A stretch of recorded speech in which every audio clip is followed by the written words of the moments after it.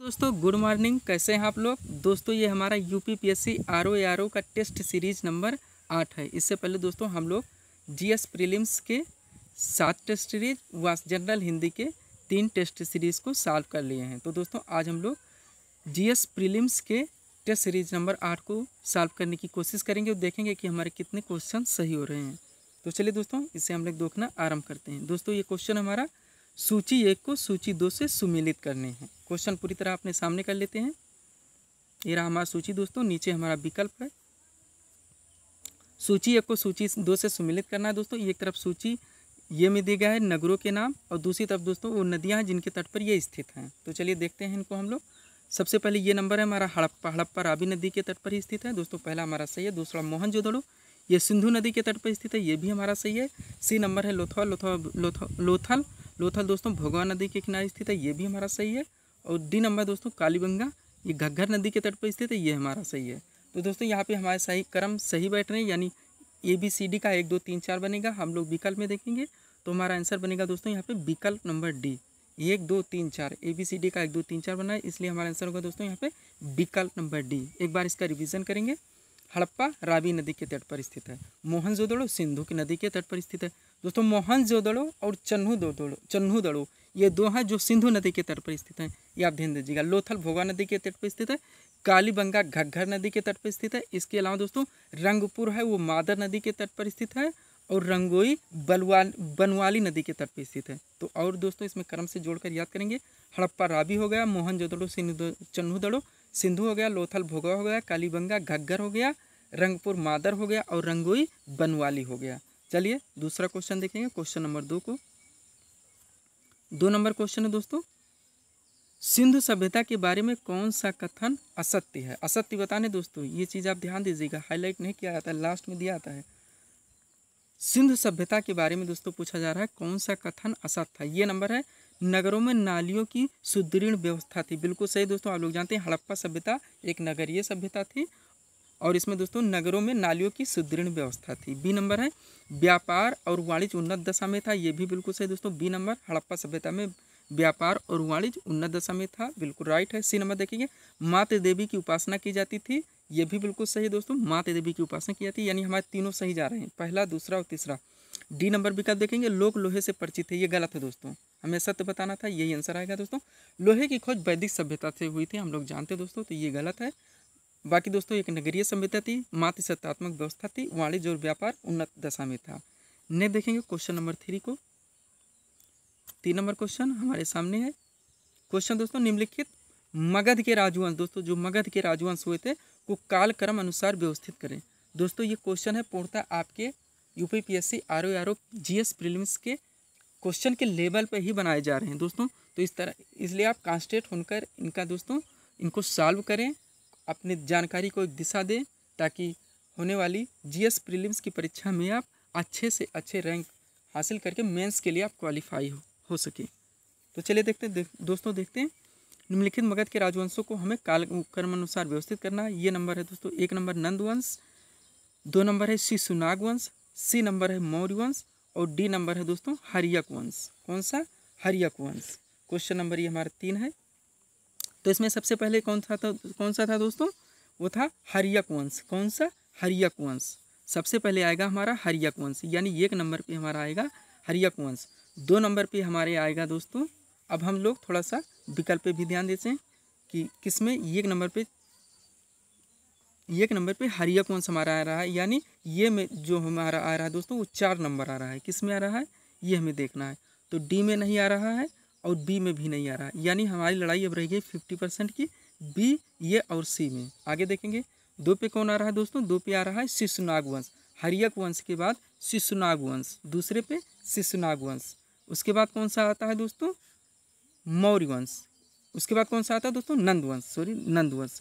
3 number पे नंद वंश। हम लोग जानते हैं दोस्तों नंद वंश के अंतिम शासक घनानंद को अपदस्थ करके चंद्रगुप्त मौर्य ने मौर्य साम्राज्य की स्थापना की थी, इसलिए लास्ट में नंद वंश के बाद मौर्य वंश आएगा। यानी हमारा बनेगा दोस्तों यहाँ पे 4 2 1 3 हमारा आंसर मिला दोस्तों विकल्प नंबर यहाँ पे सी में। किस में? विकल्प नंबर सी में।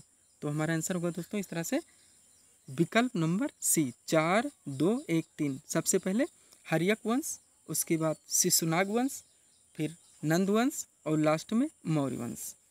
आगे देखेंगे क्वेश्चन नंबर 4 को।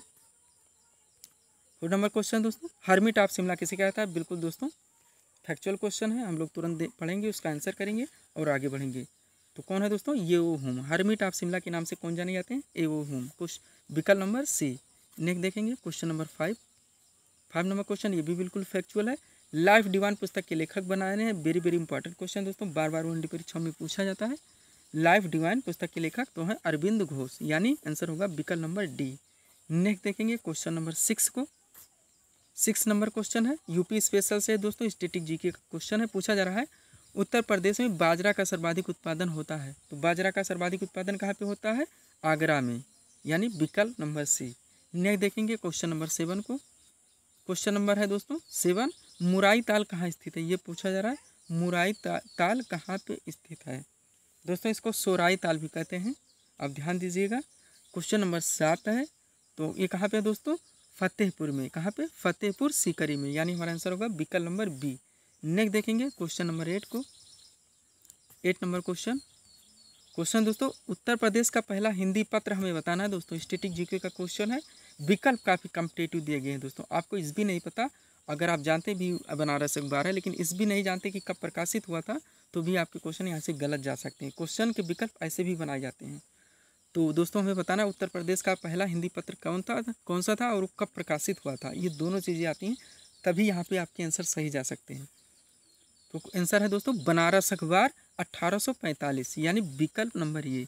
उत्तर प्रदेश का पहला हिंदी पत्र है बनारस अखबार 1845। नेक्स्ट देखेंगे क्वेश्चन नंबर 9। 9 नंबर क्वेश्चन है, भारत एक धर्मनिरपेक्ष राष्ट्र है। हम लोग जानते हैं दोस्तों सेक्युलर है, तो इसका अर्थ क्या है ये हमें बताना है।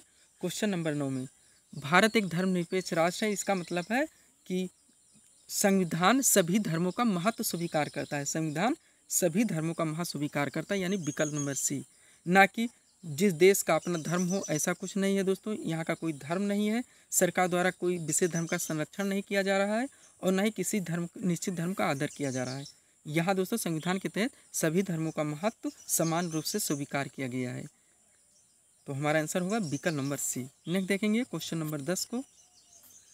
10 नंबर क्वेश्चन हमारा दोस्तों इंडियन कॉन्स्टिट्यूशन से है, और ये दोस्तों फंडामेंटल राइट्स से पूछा गया है, आर्टिकल से पूछा जा रहा है दोस्तों। भारतीय नागरिकों के मौलिक अधिकारों का वर्णन है, तो किसमें दोस्तों? संविधान के अनुच्छेद 12 से लेकर 35 तक, यानी विकल्प नंबर ये। संविधान के अनुच्छेद 12 से लेकर 35 तक मौलिक अधिकारों का वर्णन हम लोग पढ़ते चले हैं दोस्तों। अनुच्छेद आर्टिकल 1 से लेकर आर्टिकल तक संविधान के विभिन्न दोस्तों राज्यों से संबंधित, उनके अनुसूचियों से संबंधित चीज़ें दी गई हैं, जिसमें इंडिया पहला हमारा आर्टिकल है दोस्तों अनुच्छेद 1, India that is Bharat shall be an union of state, यानी इंडिया भारत राज्यों का संघ होगा। उसके बाद दोस्तों राज्यों को मिलाना, इस तरह से दोस्तों आर्टिकल 2, 3 और 4 दिए गए हैं। और 5 से 11 हमारी दोस्तों नागरिकता है। 12 से 35 दोस्तों हमारे फंडामेंटल राइट्स हैं। और 36 यानी 36 से लेकर 51 तक क्या है दोस्तों? फंडामेंटल 36 DPSPs हैं दोस्तों, direct principle of state policy, राज्य के नीति निर्देशक तत्व, वो 36 से 51 है। और 51 के में जानते हैं दोस्तों फंडामेंटल ड्यूटीज़, यानी हमारे मौलिक कर्तव्य हैं। तो इस तरह से दोस्तों हमारे आर्टिकल है, इनको हम अच्छे से पढ़ेंगे, याद भी करेंगे। तो यहाँ पे दोस्तों हमारा क्वेश्चन था फंडामेंटल ड्यूटीज से भारतीय नागरिकों के मौलिक अधिकारों का वर्णन कहा है, तो वह है आर्टिकल 12 से लेकर 35 तक, विकल्प नंबर ये। नेक्स्ट देखेंगे 11 नंबर क्वेश्चन।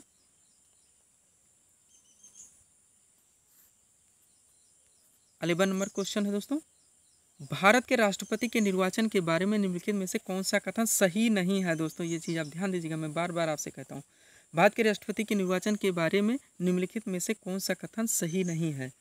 तो पढ़ते हैं दोस्तों। ये नंबर स्टेटमेंट, सभी राज्य विधानसभाओं के सदस्य निर्वाचक मंडल के सदस्य होते हैं, इसलिए उस समय राष्ट्रपति का निर्वाचन नहीं हो सकता जब 1 या 2 विधानसभाएं भंग हो। गलत है दोस्तों, हमारा आंसर पहला ही हो जाएगा। 1 या 2 विधानसभाएं भंग हो, ऐसा कुछ नहीं दोस्तों, ये हमारा गलत है। हमें आंसर मिल चुका है, लेकिन हम बाकी तीनों स्टेटमेंट को पढ़ेंगे ताकि हमें याद रहे क्वेश्चन कैसे भी पूछे जा सकते हैं। 2 नंबर स्टेटमेंट है, संसद के दोनों सदनों के सदस्यों का मत मूल्य सभी राज्य विधानसभाओं के संयुक्त मत मूल्य से कहीं अधिक होता है। बिल्कुल सही है, 2 हमारे स्टेटमेंट सही है। सी नंबर है दोस्तों, बड़ा सा इसको सामने करते हैं।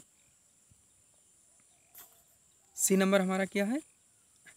कोई उम्मीदवार यदि मतों का बहुमत प्राप्त कर लेता है तो वह दोस्तों ये गलत है, तो वह निर्वाचित हो सकता है, ये ऐसा कहा गया है दोस्तों। कोई निर्वाचित मतों का बहुमत प्राप्त करता है, बिल्कुल सही, तो वह निर्वाचित हो सकता है, बिल्कुल सही है। डी नंबर, राष्ट्रपति के निर्वाचन के संबंध में यदि कोई विवाद हो तो वह सर्वोच्च न्यायिक क्षेत्राधिकार में नहीं आता है, ये भी सही है दोस्तों। तो हमारा यहाँ पे दोस्तों आंसर होगा विकल्प नंबर ये। कौन सा दोस्तों? विकल्प नंबर ये। एक मिनट दोस्तों, सॉरी, विकल्प नंबर ये यहाँ पे हमारा आंसर है दोस्तों। भारत के राष्ट्रपति के निर्वाचन के संबंधित असत्य कथन का चयन करना था, तो स्टेटमेंट एक जो दिया गया दोस्तों, सभी राज्य विधानसभाओं के सदस्य निर्वाचक मंडल के सदस्य होते हैं, यहाँ तक तो सही है, लेकिन इसलिए उस समय राष्ट्रपति का निर्वाचन नहीं हो सकता जब एक या दो विधानसभा भंग हो, ये गलत है दोस्तों। इसलिए हमारा स्टेटमेंट नंबर ये गलत हो रहा है और हमें गलत कथन का ही चयन करना था, तो हमारा आंसर होगा विकल्प नंबर ये। न देखेंगे क्वेश्चन नंबर 12 को। 12 नंबर क्वेश्चन है दोस्तों, योजना पत्रिका का प्रकाशन कहाँ से होता है ये हमें बताना है। बिल्कुल फैक्चुअल क्वेश्चन है लेकिन इंपॉर्टेंट क्वेश्चन है दोस्तों। योजना पत्रिका का प्रकाशन कहाँ से होता है ये हमें बतानी है। तो कहाँ से होता है? सूचना एवं प्रसारण मंत्रालय द्वारा। कहाँ से? सूचना एवं प्रसारण मंत्रालय द्वारा, विकल्प नंबर बी। नेक्स्ट देखेंगे 13 नंबर क्वेश्चन, ज्योग्राफी से है दोस्तों। पृथ्वी के धरातल से ऊपर की ओर, पृथ्वी के धरातल से ऊपर की ओर वायुमंडल के विभिन्न स्तरों का सही अनुक्रम हमें बताना है दोस्तों। आप लोगों ने पढ़ा होगा troposphere, stratosphere, mesosphere, ionosphere, exosphere. तो इस तरह से दोस्तों हमें क्रम से बताने हैं कि निचले स्तर से, वायुमंडल के निचले स्तर से ऊपरी स्तर तक वायुमंडल का सही क्रम क्या है।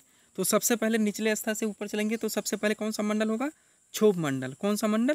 क्षोभ मंडल। क्षोभ मंडल किस में है? ये और सी में है, यानी बी और डी और बी तो हमारी गलती हो गई। सबसे पहले क्षोभ मंडल, क्षोभ मंडल के बाद क्या पड़ेगा? समताप मंडल, समताप मंडल के बाद क्या पड़ेगा? मध्य मंडल, मध्य मंडल के बाद क्या पड़ेगा? आयन मंडल।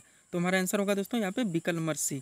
सबसे पहले क्षोभ मंडल, क्षोभ मंडल के बाद में समताप, फिर मध्य मंडल, फिर आयन मंडल और लास्ट में दोस्तों बहिर्मंडल। यहाँ से संबंधित दोस्तों कई क्वेश्चन हमारे एक साथ क्लियर हो जा रहे हैं, कैसे भी पूछा जाए आप ध्यान दीजिएगा।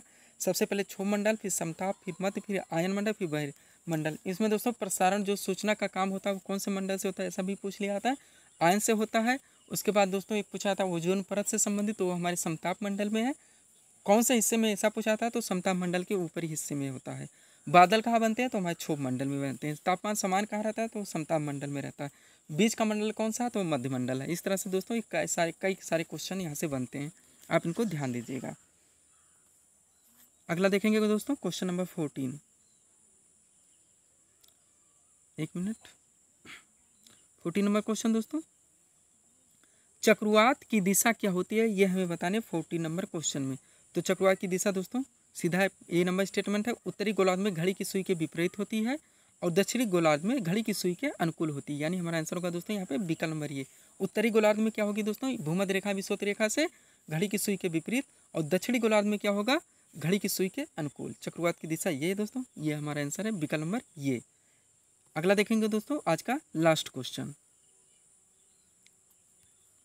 है दोस्तों, क्षेत्रफल के अनुसार महासागरों का सही अवरोही बताना है दोस्तों। बड़े से छोटे की तरफ कौन से सागर महासागर दोस्तों ये हमें बताना है।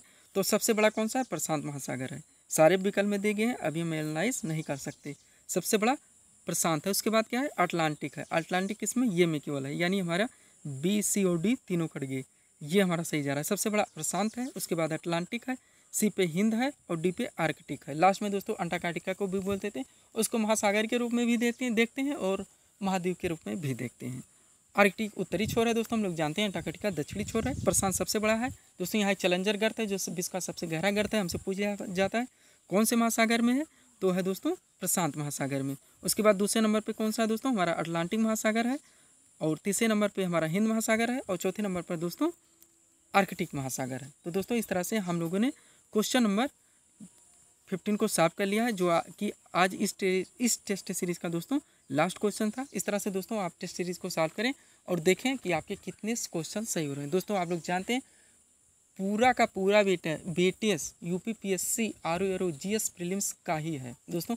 अगर आप जीएस प्रीलिम्स में 100+ जाते हैं तो आप हिंदी में भी लगभग गंभीर हैं तो 55 जा सकते हैं, जिससे आपकी रैंक अच्छी आ जाएगी और आप मेंस के लिए दोस्तों क्वालिफाई हो सकते हैं। तो दोस्तों आप यहाँ पे कॉन्सेंट्रेट होकर पूरी तरह गंभीरता से आप टेस्ट सीरीज़ को सॉल्व करें और देखें कि आपके कितने क्वेश्चन सही हो रहे हैं। तो मिलते हैं दोस्तों हम अपने अगले टेस्ट सीरीज़ के साथ, जो कि जनरल हिंदी का होगा।